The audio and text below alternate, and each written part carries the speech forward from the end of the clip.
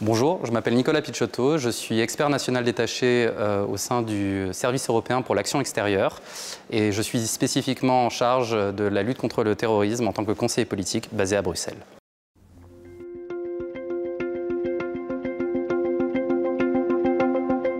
En fait, en tant qu'expert national détaché, l'objectif, c'est d'assurer une liaison permanente entre les États membres et l'Union européenne pour traiter des questions qui relèvent aussi de la souveraineté nationale. C'est le cas du contre-terrorisme, puisque c'est une compétence souveraine des États, mais l'Union européenne agit comme une sorte de forum sur lequel on peut discuter de ces questions-là, agir. Et mon objectif en tant que conseiller politique, c'est d'assister l'envoyé spécial de l'Union européenne pour la lutte contre le terrorisme, déjà en pouvant assurer une coordination avec les États membres, aussi avec les autres institutions de l'Union européenne que sont la Commission, le Conseil ou encore le Parlement européen. Et enfin, et peut-être la plus importante des missions, c'est de représenter l'Union européenne auprès des partenaires tiers, puisque l'Union européenne a la capacité aujourd'hui d'agir dans différents théâtres pour représenter les intérêts des États membres et entretient des dialogues politiques stratégiques avec des pays clés comme l'Arabie saoudite, les États-Unis ou encore des organisations internationales comme l'Organisation des Nations Unies ou encore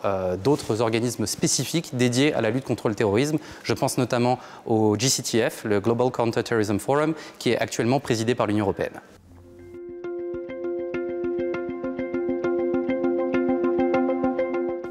Moi, j'ai eu la chance d'abord de travailler au sein du ministère de l'Europe et des Affaires étrangères en tant que contractuel et c'était assez peut-être difficile de voir des débouchés potentiels sur les expériences que j'avais pu avoir. Et j'ai eu la chance de rencontrer un certain nombre de personnes au sein du ministère qui m'ont parlé